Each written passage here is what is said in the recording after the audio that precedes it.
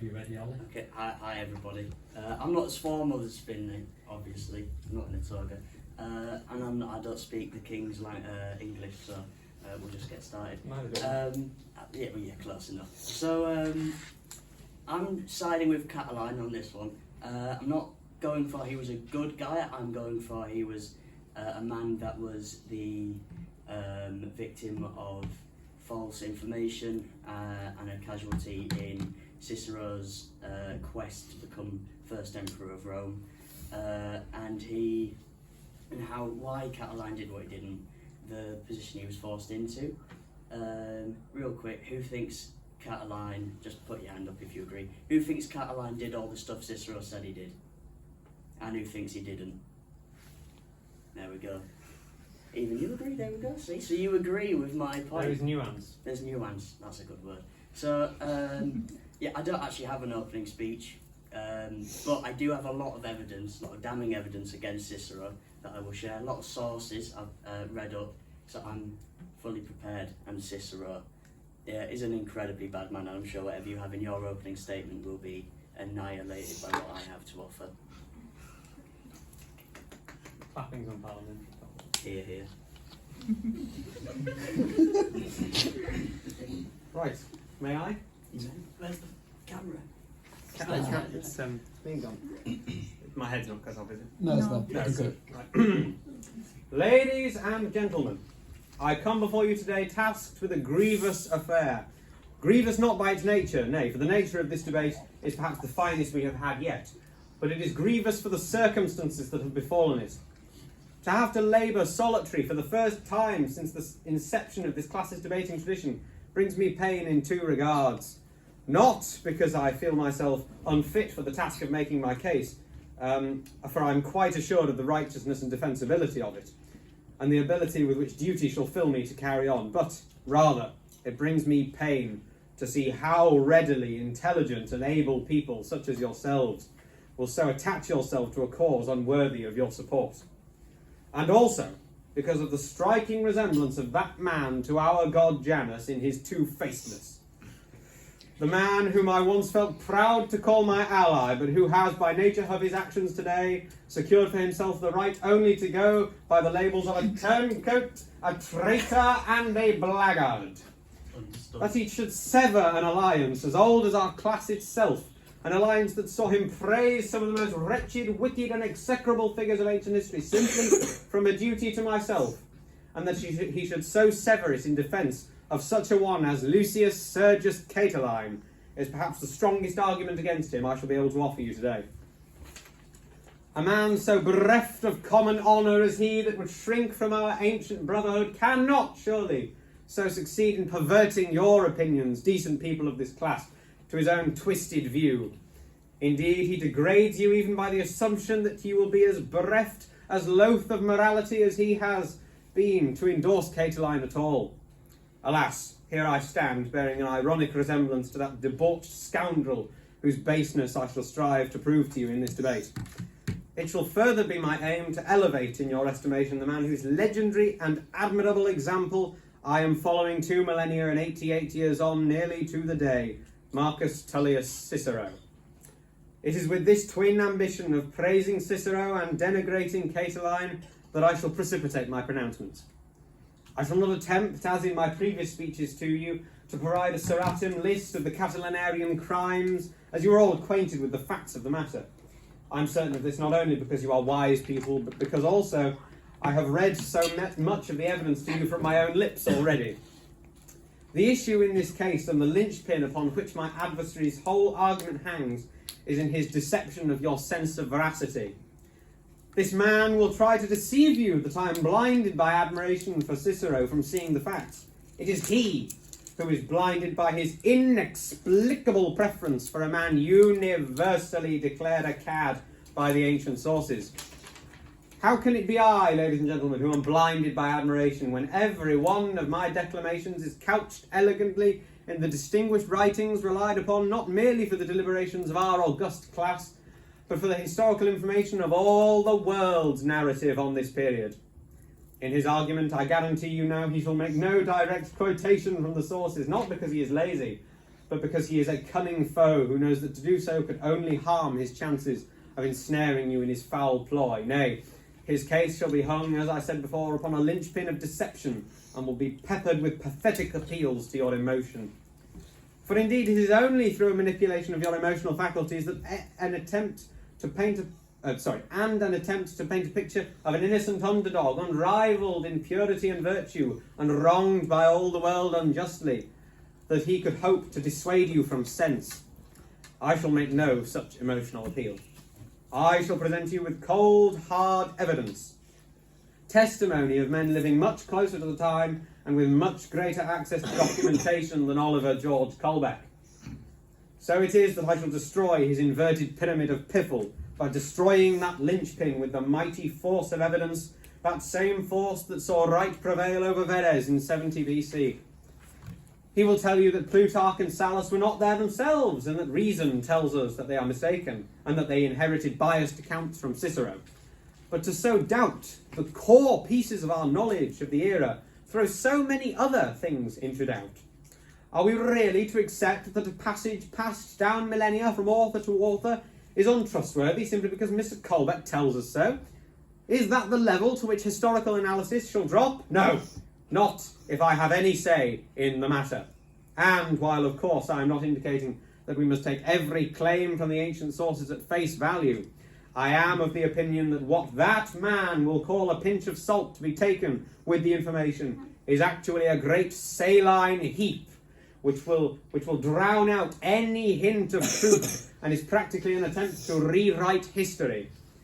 I'm quite happy to concede that the specific tales of fratricide and cannibalism that he had us show hands before are fabrications, are propaganda, but the aforementioned image my opponent will try to sell you is a total speculation with no historical grounding. Whatever, based purely on his own mad faith, that the overwhelming evidence against Catiline must secretly be proof of his goodness. It is preposterous. He supplants the Catiline conspiracy with the Colbeck conspiracy theory. Thank you, you're supposed to laugh. The level of doubt he would have you exercise practically negates any reason to study ancient history at all. If we truly cannot believe that the ancient sources got even the basic point of a conspiracy right in this event, how can we trust any of their writings on any topic? Perhaps there really was no Catiline, or Cicero, or Cato, or even Caesar at all. That, ladies and gents, is the logical conclusion of his theory. I hope that in making this clear, your sound judgment will do the rest and find him a liar and his argument false, and therefore make argument over specific points unnecessary. This is in no way out of any feeling of inadequacy of my knowledge. I invite you to gaze with your own eyes on the evidence I have collected and transcribed in my own hand, but simply to address the core fault of his argument and to expose his heinous scheme head on. I curtail this speech, but think on my words, and I know that by Hercules, your good wit will guide you to the truth. Thank you.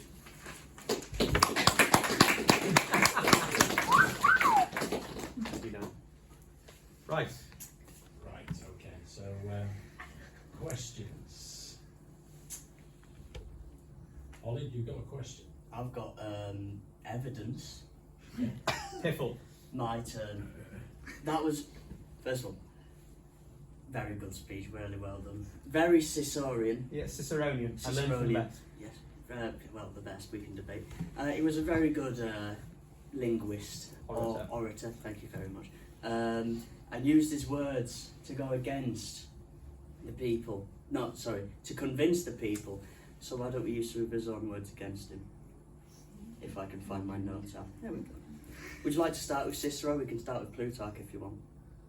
Do what you will. Well, we'll start with Cicero then. So, why Cicero was a bad guy, that's what I've called it.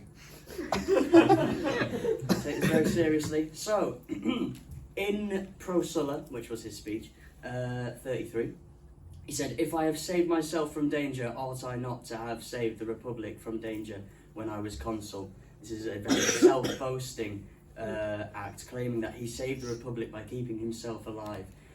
What man sees himself as important as the Republic, to where if he dies, so does the Republic? That is not a man who believes in shared limited power.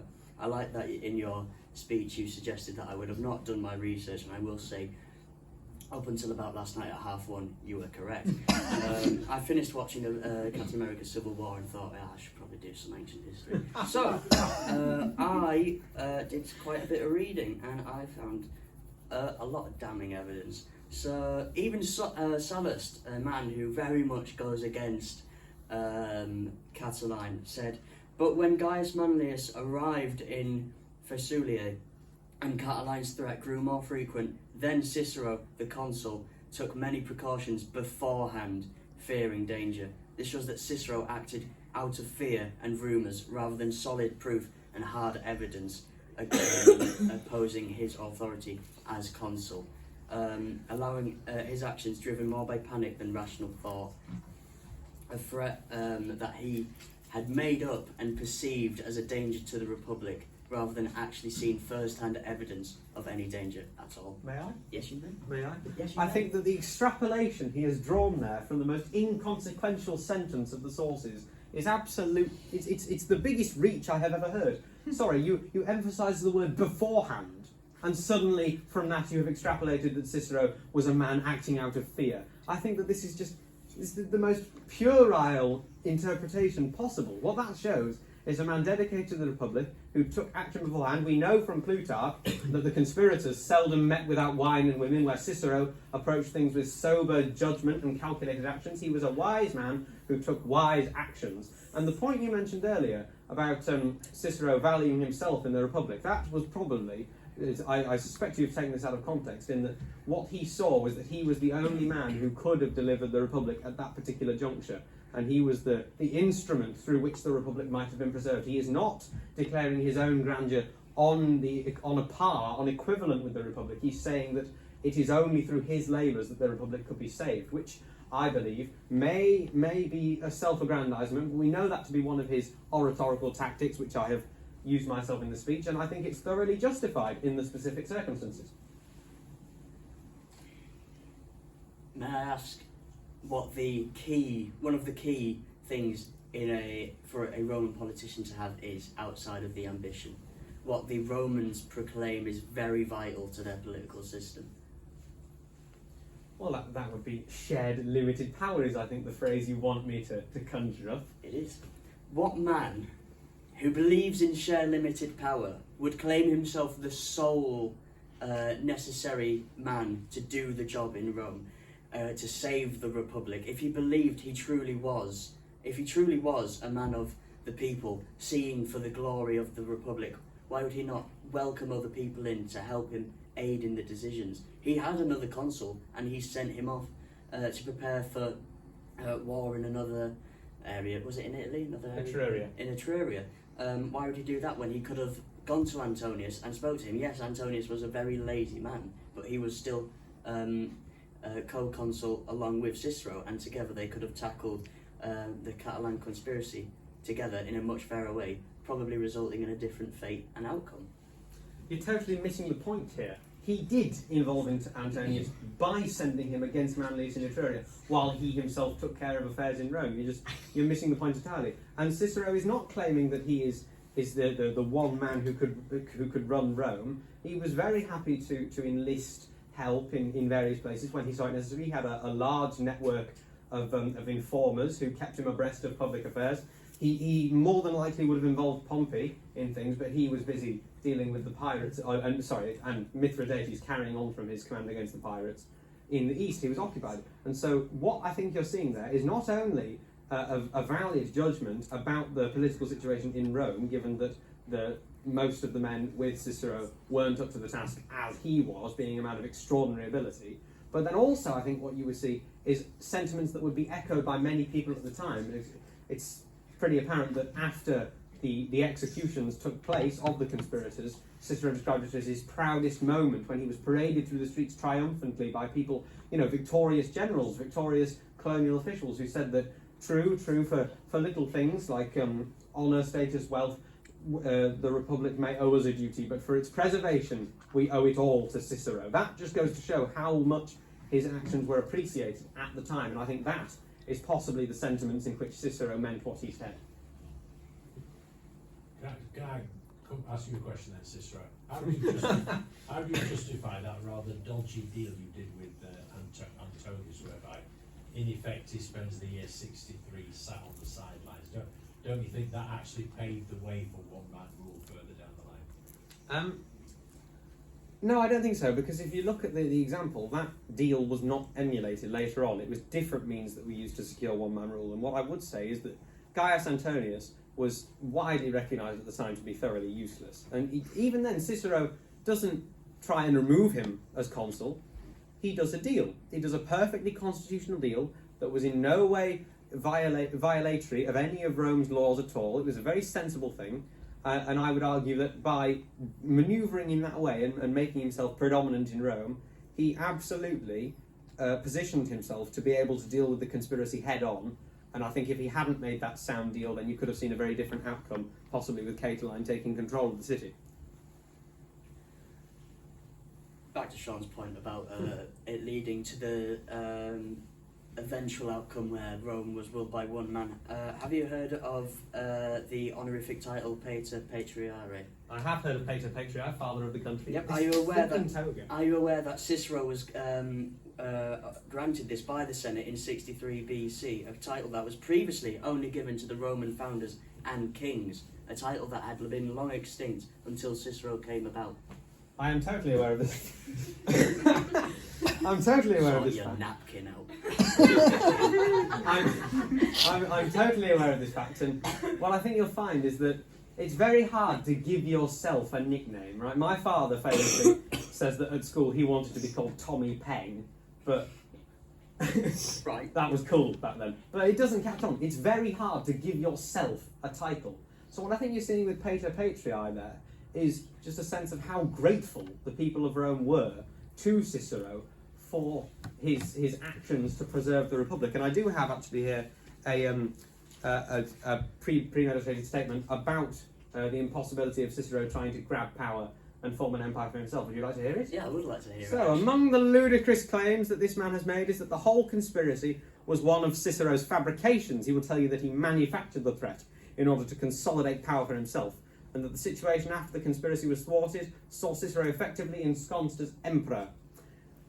This is just like the last extrapolation he made. The melodrama of this nonsense claim is staggering, and it's indicative of the generally poor quality of the opponent's arguments.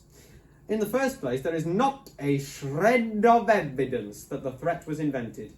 In the second place, and far more substantially, if the affair effectively left Cicero an emperor, then why do we not call him one? Because it would be catastrophically false. The greatest exaggeration to have ever been spoken. That's why we don't call him emperor.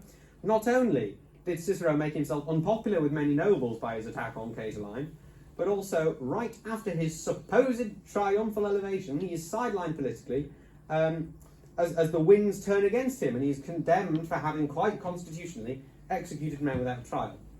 Now, this is far from an example of Cicero trying to make the state subservient to him.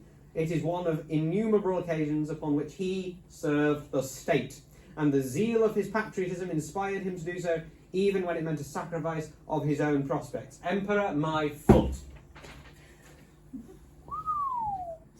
Hang on. You say that there's no evidence to suggest that Catiline hadn't committed all these atrocious crimes and planned the entire conspiracy to assassinate Cicero on the night of October 20th, November 7th, when he sent two morons to his house that couldn't even open a door. Yeah. Anyway, so while there is no evidence to suggest that this didn't happen, there is reason to speculate that it hadn't. We do not have any sources from Catiline or any of his men. The only source we have of the Catiline conspiracy is Cicero. And let me ask you, Philippon, if you didn't like someone in this very room right now, and you maybe wanted to stir the pot a bit, would you not maybe, I don't know, proclaim they've done some bad stuff and that they want to do some bad stuff to you, that they've tried, maybe, possibly? I mentioned earlier that we ought to take the sources with a grain of salt. I'm of course not arguing that Plutarch and Sallust wouldn't have had some kind of inherited bias. What I'm saying is that I meant to take it off beforehand. It's more than fine. What I'm saying is that to do what you're doing, and claim that the conspiracy must not have even happened is just... You can't do that and still maintain a belief in the sources at all. The idea that you're peddling is essentially to disregard the sources and to say that because we only have evidence for one side, the evidence is completely inconsequential. And I think if you do that, you will end up with no ancient history left. There will be no topic here for us to study. I don't disregard the sources, I acknowledge the sources for what they are, and that is that they are a biased source written by the man who was, by account, supposedly the victim of an attempted assassination. Well, he may have, there may have been an attempt assassination. I'm actually, they're just my quotes, I've got nothing on there. Well, he may have been, there may have been an attempted assassination on Cicero's life on the night of 7th of November. How are we to speculate that it was some of Catiline's men? We do not actually know who those two men were, nor do we know who wrote the letters or who delivered the letters. Do we know who the men were? It was Cathagus and one of his... We know who the men were, and they were on Catiline's side, but that the point still stands. That's really done me in there. Yes, the sources are important, and they are factual, but they're biased, and I think it's important to not see the sources as complete cookie cutter, and you must allow yourself to speculate and not be completely reliant on just the sources. You need to allow yourself to open your eyes and see the historical context from now. We see assassinations to this day. We have, but we can't just see it as, oh, it was this person who politically opposed them, that's who assassinated him because they don't like what they were saying. No, we speculate to this day about political assassinations. For example, Charlie Kirk very recently was assassinated by a Republican. When it first came out that he was assassinated, the first thought that it was a Democrat or a foreigner, but no, it was an American Republican. The speculation goes back to this, and is very crucial and important that you cannot just see the source and take it as, oh yes, Catiline tried to assassinate Cicero because he disagreed with what Cicero was doing. You raise a relatively valid point. It's possible I misjudged you in the vitriol of my writings last night, and you are being a bit more sane. But what I will say is that would we expect, if we did have the pro-Catilinarian sources with us today, if they had survived the ages, would we expect them to be any less biased?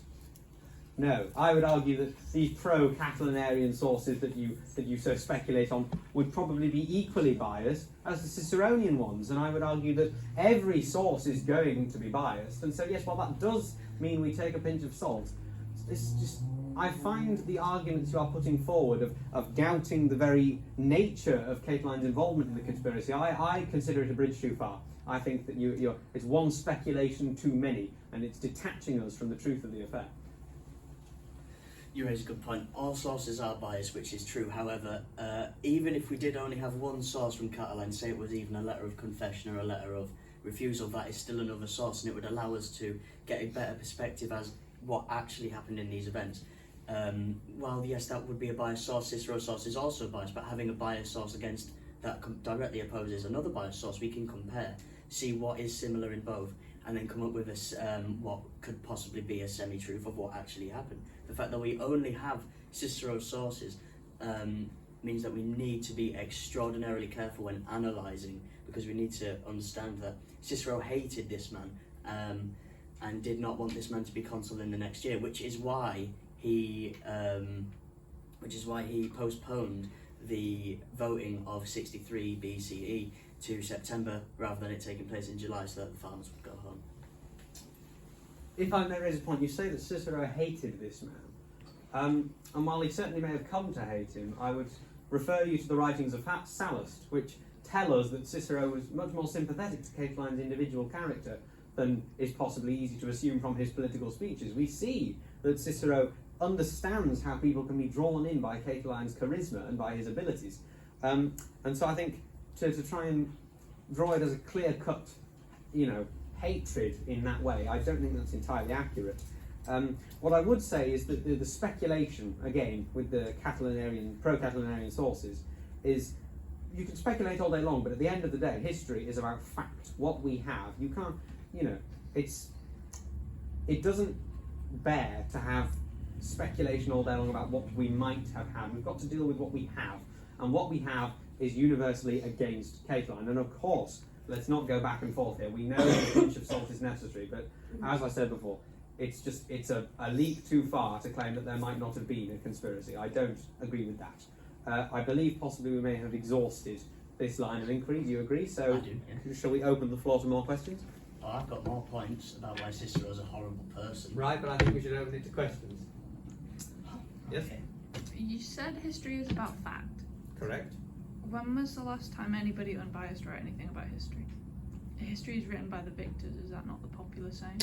That is the popular saying, Sir Winston Churchill, but Are you going to disagree with Winston Churchill? I'm not going to disagree with Sir Winston Churchill. What I will say is that, yes, every source is biased. I made this point earlier against the idea that other sources might offer an unbiased view, but there is a difference between doubting a source and rejecting a source, and what he is doing is rejecting the source. What I am doing is doubting them. Yes, okay, it is unlikely Catiline ate people and took his own daughter's virginity. What I will say is it is absurd to claim that there was no conspiracy.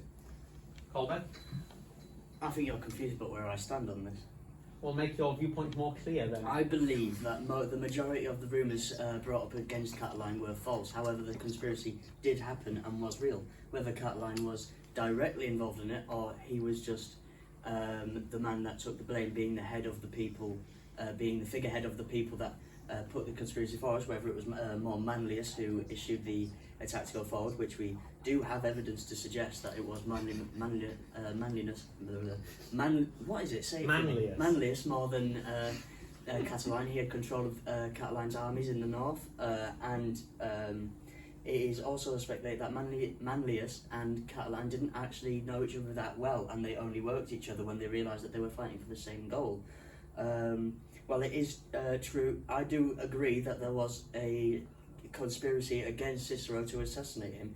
However, whether it was to, however strong Catiline's involvement in that is as strong as what the source says, I'm more speculative. Okay, let's get some more questions. Pollyanna? I'm not sure. Andrea?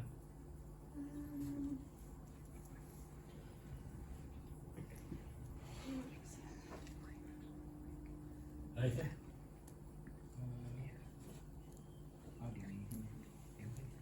Right, make sure you get something quick then. Cam, got a question? Oof, bad show, isn't it? Okay. How do you come to the conclusion that a cannibalistic rapist is unlikely, but a premeditated conspiracy is completely impossible?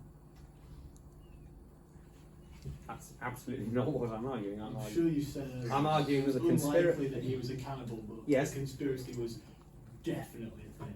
Yes, So, but how's because the sources unanimously say there was a conspiracy and that Catiline was involved. I have quotations here if you would like them. Bear with me. So Sallust tells us that after the dictatorship of Sulla, Catiline, was possessed by a tremendous urge to seize control of the government, and he did not in the least mind what methods he used, provided he obtained supreme power. Plutarch goes on to tell us that this then was the man whom these scoundrels took as their leader. They had as their leader Lucius Catiline. Again and again we hear of this, and also a point earlier made that Manlius and Catiline wouldn't have been involved with each other. They were colleagues under Sulla. I didn't say that. I said that they wouldn't have known each other as well as as Cicero initially suspected. Cicero said that they would have been very good friends and in constant cahoots with each other. However, there is evidence to suggest that they did not know each other that well. While they did fight under Sulla together, that does not automatically make them complete friends and instant comrades. What I'm suggesting is that they only agreed to work with each other when they realised that they were fighting for the same cause, the removal of debt in Rome. Possibly, but I think it would be foolish to say that Catiline was not involved with conspiracy before that point. He was charged pretty definitely, where is it, with corrupting the youth. I think it was Plutarch. Yes, here it is. Catiline had also corrupted a great number of the young men in Rome by approaching them individually and supplying them constantly with amusements, drink and women. So we see that Catiline is involved in Rome with the corruption of the youth, with the attempt to undermine the state. So Perhaps these were two independent ventures that later connected up. I think it's undeniable they did connect up. We see Catiline leave the city of Rome under the assumed rods and axes of office of a consul, which he had no right to bear. So they did eventually connect up. Perhaps they weren't connected initially, but these things seldom are so clear cut. What is undeniable is that there was efforts for a conspiracy, and that these amalgamated, and Catiline was involved from the beginning. Yeah. So just before I ask this full thing, how many? So you said there's only one side of the sources, and it's on Cicero's side. Essentially, yeah. How many sources were there on his side? I think we've studied 5 so far. But- We've done 2, haven't we? 2. But, Plutarch and Sallust. yeah, but I mainly. know Cassius Dio was also on his side, You've done extracurricular reading, haven't and you? they have. Well, anyway, yes, So but there's very few sources just as it is, and it's all of them are on Cicero's side. How do we know that they're not all just completely made up? Like if we can't just go and say that all historical sources are true, because then we have to go like with the Bible.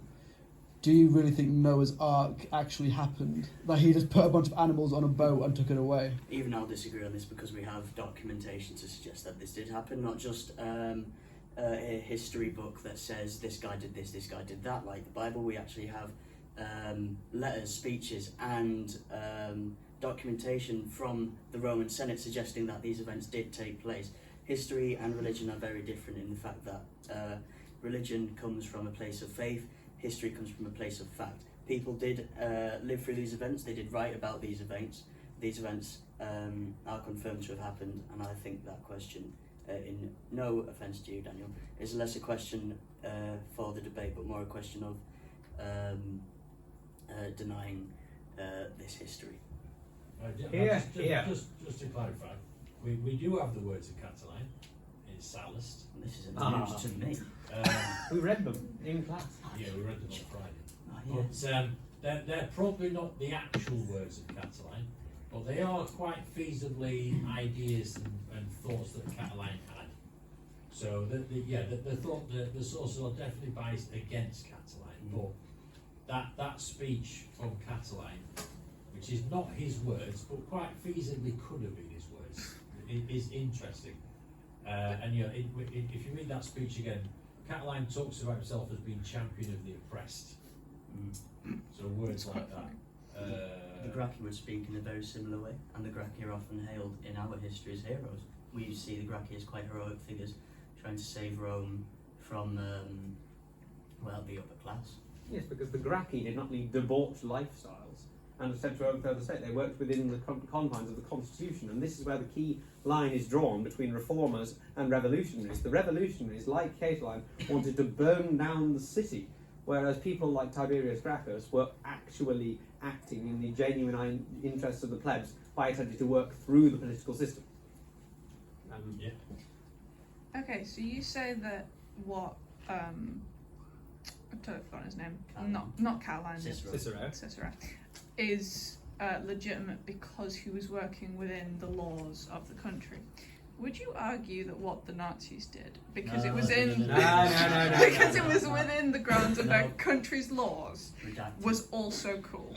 Would you say that was also a valid use of the laws, and would you therefore say that if a law is made, it is therefore just at any cost with no morals attached to it? I will not deign to give a proper response to that question because the Nazis have no place in this. Okay, he brought up Charlie Erudite Kirk. century. Yeah, but the Nazis are Charlie Kirk isn't a Nazi situation. I mean, I don't know, but if it's all right, I'd like to move the debate forward onto a different topic, related still.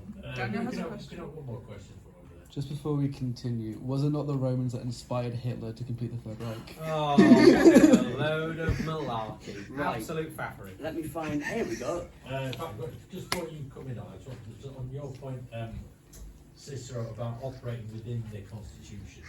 And I would argue on a number of occasions in 63, Cicero himself broke the constitution, wearing a breastplate in the centre of Rome, postponing the election, executing 5 men without trial. So on a number of occasions, he made a clear case that Cicero himself broke the constitution. So this idea that he was defending the Republic, you could argue against that. Actually, he was undermining the Republic on those occasions.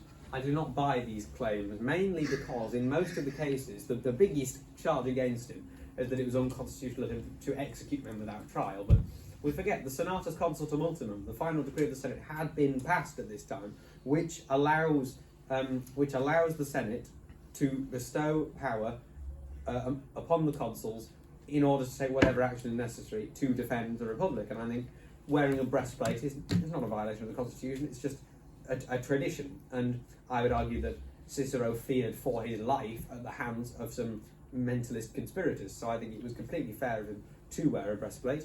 But yes, so the Senatus Consultum Ultimum had been passed, and that allows any action. And what about postponing the election? Postponing the election, that was a genuine fear, because if he had not postponed the election, then the general turmoil of the election day could have been used by CATILINE to incite violence against him and other members of the government. It was a purely pragmatic decision based on the potential harm to the cogent discharge of the functions of government. Yeah. Oh, sorry, I'm being mouthed at. I won't bring up the Nazis, don't worry. Thank you. No, if you're trying to argue that Cicero was a good guy, and I'm being presented with, as fact as we've got, that he killed 5 men without trial, and he postponed the election, that's not good behaviour. That doesn't make him a good guy. So No, those things in isolation do not make him a good man, but what you've got to remember is that Cicero's key policy is the promotion of domestic order, concordia ordinum, peace, right?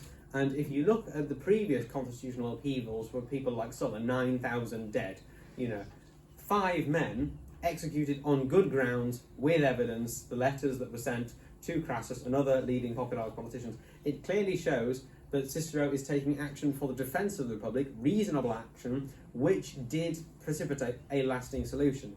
Unlike people like Sulla, which saw vast bloodshed for no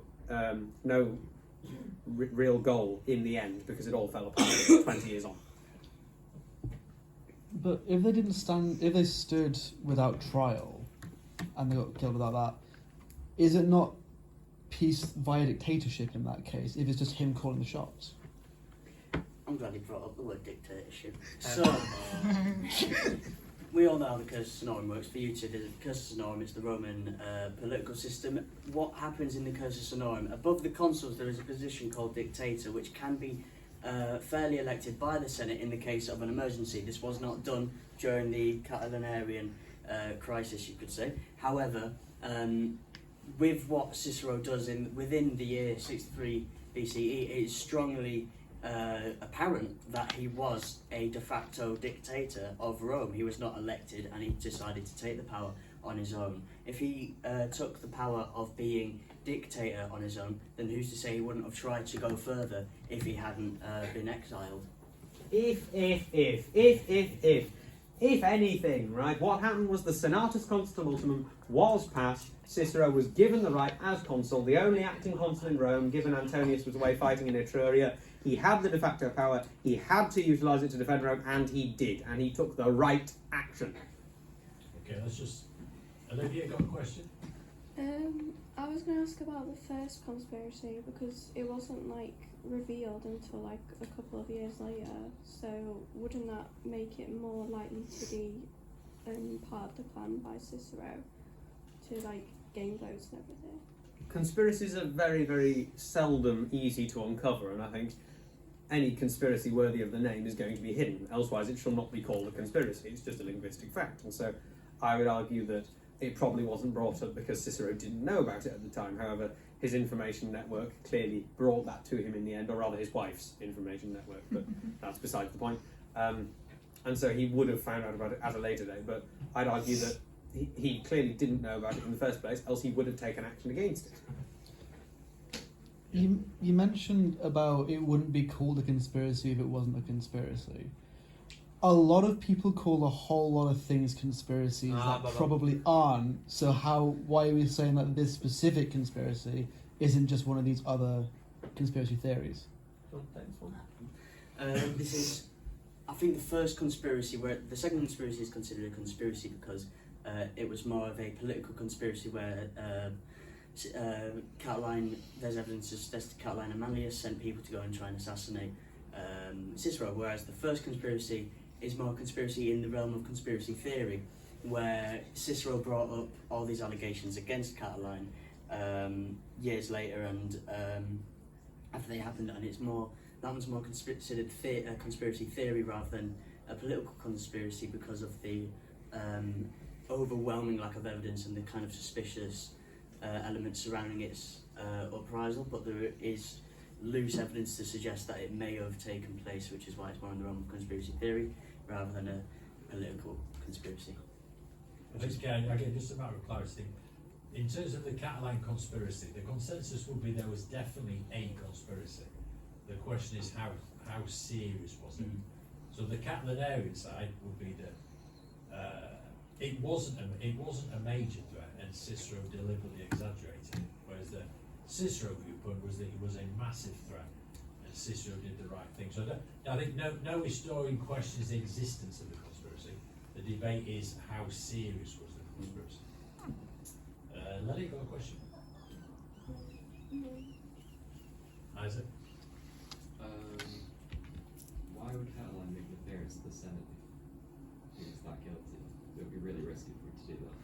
Yeah, good point. Let's just clarify. So November 8th, Catiline appears in the Senate to defend his innocence.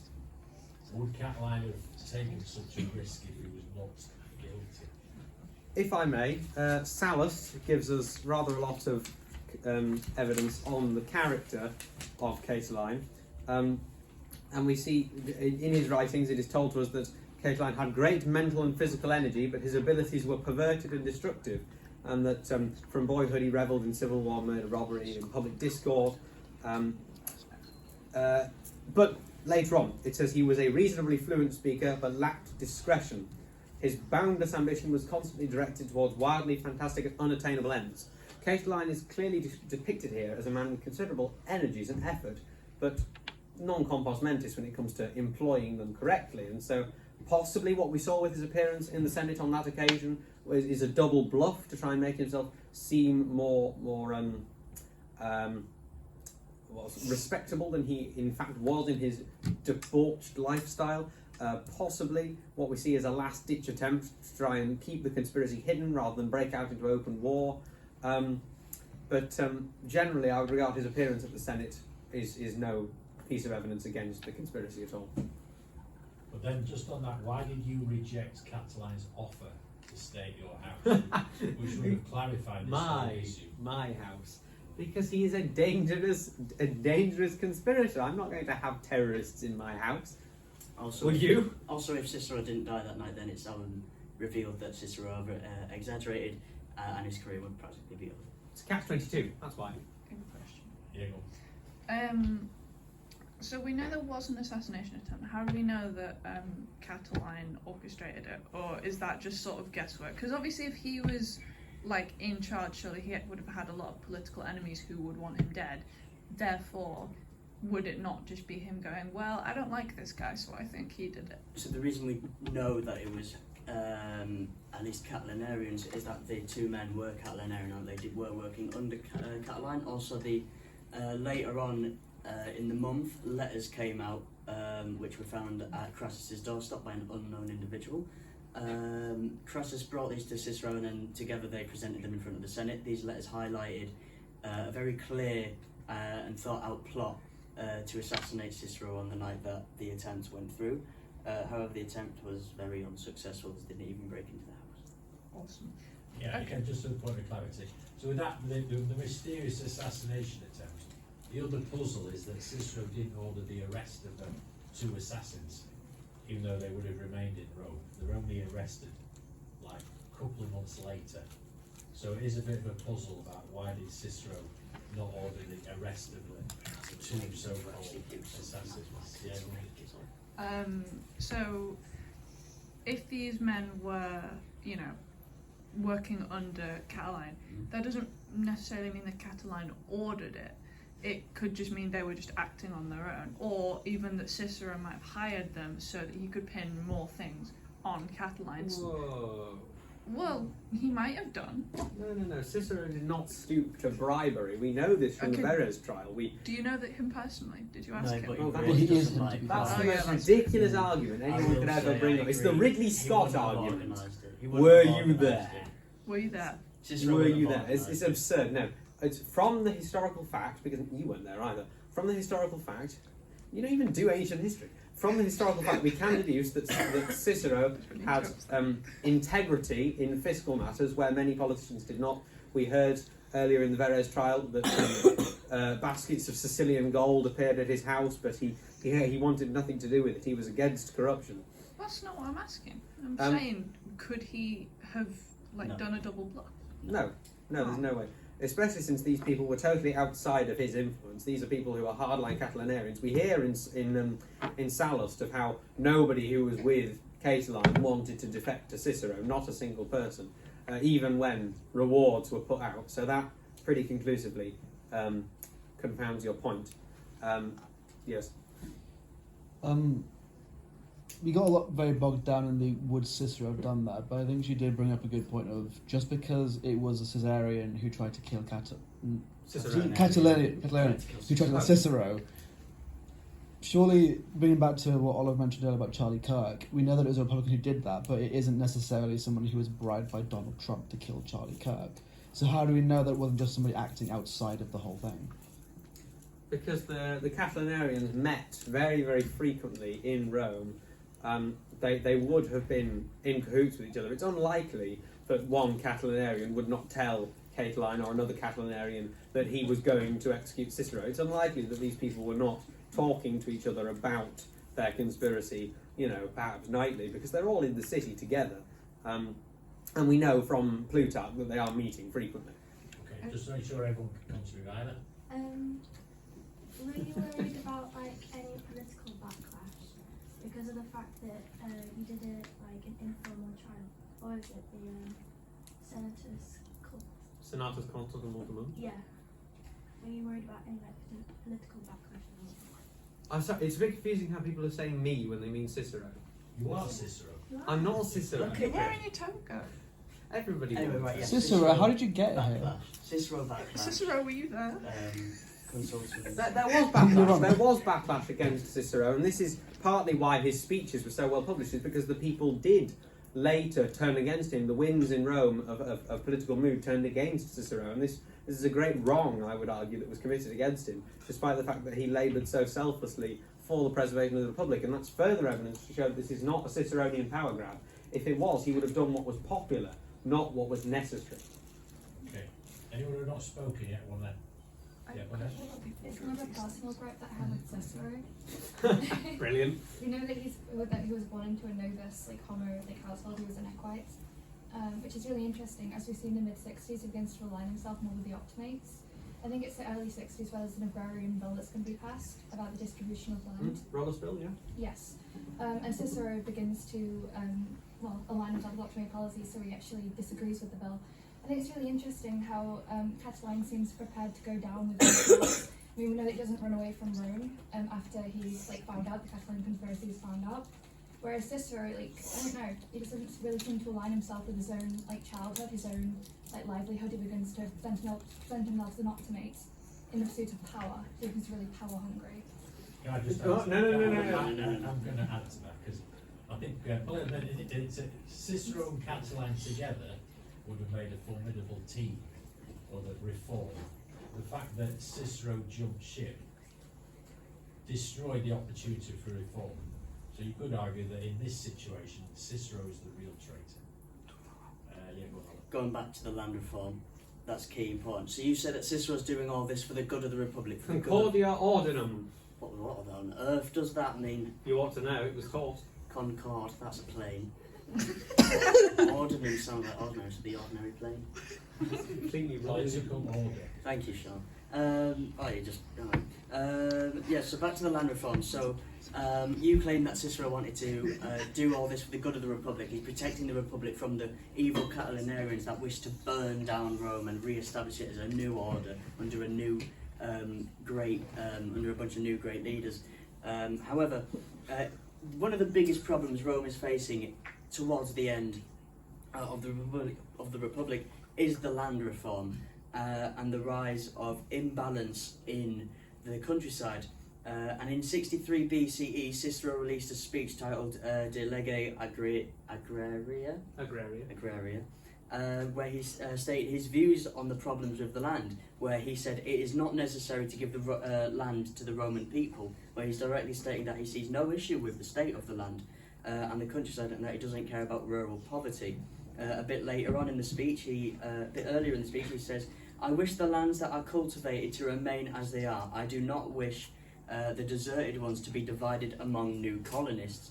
This shows that Cicero has no problem with the latifundia, and that he overtly encourages them to continue to grow, even though they are, and that any abandoned land that isn't actually being used or occupied to not be given back to the people it was stolen from. He sees no crisis and no need for state intervention in the land problem, even though all of us know in this room that that was one of the biggest problems in Rome and kept the divide between the populares and the optimates. It kept a divide between the plebs and the patricians. He also, in a different speech called Catilium 2, 17 to 18, if you want to get specific, he said, "There are men among them who have been ruined and driven from the land by debt." This shows he has no sympathy for the poor farmers that were forced out of their land because of evil debt collectors, with raising the price of land that the patricians sent out in order to drive them off the land, so that they could go in and take them, then plant the nice olive trees or their new vineyards and bring slaves for cheap labour. Okay, before you come back, any last questions? This is less of a debate question, just so I'm aware. What was actually the aftermath of this, just off the side? Was Catiline executed? Yeah, or? Catiline dies in battle. Okay. Catiline died in battle and Cicero was sent into exile for 16 months. Okay. Going back to the whole assassination thing, what was like the timeline? Did the whole thing of he raped his daughter and cannibalized a dude, did that come out That's years before. years before yeah. the assassination? Yeah. So could it not be possible that some of Catiline's men who are very loyal went, right, I don't like this guy because he keeps publishing mean things about my boss, so I'm going to go kill. I mean, it's a lot of workers' loyalty. Yeah, it's But- feasible. He was But a really boss. maybe he paid them really well. No, maybe. Yeah. Catiline's main political goal was to be elected consul in 62 BCE, the year after Cicero. Cicero moved the election, which was supposed to take place in July. Cicero moved it to September, which meant that the people within Rome, the farmers that were in Rome in July, had to move back out to the countryside. Oh, so he Meaning that basically they couldn't rigged vote. the election. Yeah, he rigged the election. So he that- rigged the election and then was surprised when he got an assassination attempt afterwards. So, Right. and basically, it's theorised that Catiline could have won that election, and his main policy for if he did get elected consul was to remove all debt within Rome and give everyone a fresh reset. Right. Okay. And from Is that your last word on? it can be if you wish it to be. Well, just watching the clock. Yeah. Okay, so I'll let Cicero have the last word. Now, before we do, just a reminder, tomorrow doing the essay on this 12-mark question. What, really? Oh no. I'll Oh, put it man. on Teams if you're not aware. And also on Teams, I'll put a little statement. Catiline, hero or villain. So thumbs up if you're with Ollie's team, and thumbs down if you're with Cicero's team. So thumbs up for Ollie, thumbs down for. Can we read the room now? Just give me an We'll idea. vote online. We'll have secret ballot. Really? Oh, this is Right. So last word, not very Cicero. Roman. Cicero seems mean. Well, Cicero was a mean in guy. general, ladies and gents, I would simply implore you not to regard the claptrap that has been peddled by Mr. Colbeck over here. I would say that Cicero was a dedicated public servant. You mentioned earlier that he was shifting his political alliances. This is not out of any desire for self-aggrandizement. He was working in the interest of the public, and he was not simply affiliating himself to a political goal because it was, you know, the wont of his family or his class. He was working based on what he thought was right, and indeed that is what he showed through his career, through his righteous action, through his clever governance, and through his wise decisions. Thank you. Thank you, all participants. Including our guests. Yeah. Did you just argue that a politician was working for the people? Yes, Oh, because he was. Oh, okay. First and last Right, time. have you? We can cut the film now. Okay.